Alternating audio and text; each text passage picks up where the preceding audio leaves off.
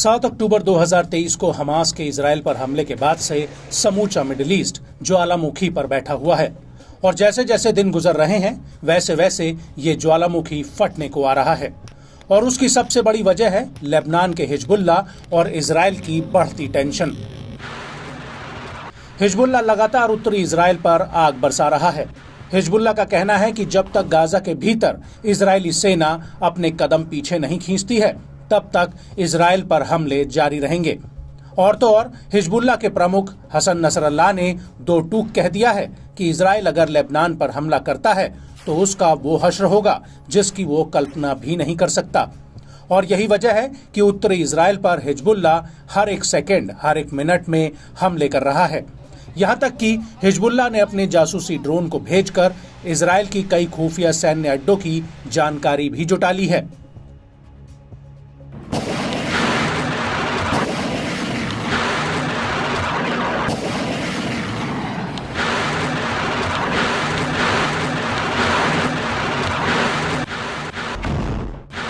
और अब वो कह रहा है कि उसे इजराइल के नए सैन्य टारगेट्स का पता चल चुका है और अगर इजराइल लेबनान में नागरिक ठिकानों पर हमले जारी रखता है तो वो इन ठिकानों पर रॉकेट हमले करेगा।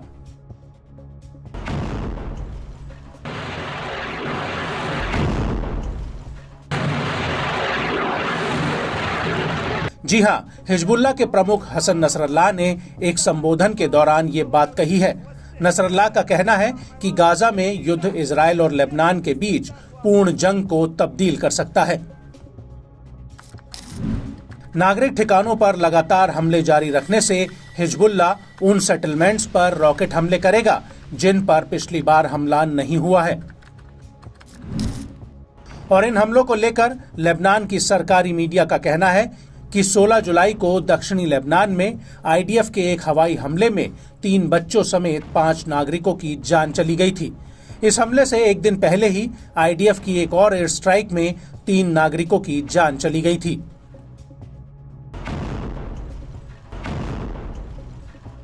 वहीं दूसरी तरफ इजरायली सेना कह रही है कि वो लेबनान में हिजबुल्ला के ठिकानों पर हमले कर रही है। मीडिया रिपोर्ट्स के मुताबिक 7 अक्टूबर 2023 से अब तक लेबनान में आईडीएफ के हमलों में 500 लोगों की जान चली गई है।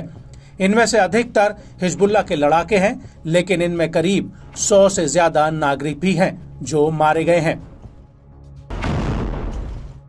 वहीं हिजबुल्ला के हमलों में इजराइल के 17 जवानों की मौत हुई है जबकि 13 नागरिक मारे गए हैं। और हिजबुल्ला का कहना है कि वो इजराइल के साथ युद्ध नहीं चाहता, लेकिन अगर इजराइल उसके ऊपर युद्ध थोपता है तो वो पीछे नहीं हटेगा।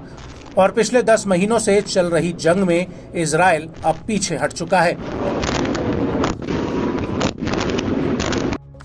नसरल्लाह ने आगे कहा कि लेबनान 8 अक्टूबर 2023 के बाद से अल-अक्सा फ्लड ऑपरेशन में शामिल होने के बाद से एक नए चरण में प्रवेश कर चुका है।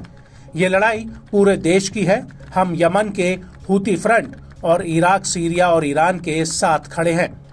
3 अरब देश इजराइल की आक्रामकता से सीधे पीड़ित हैं: फिलिस्तीन, लेबनान और सीरिया।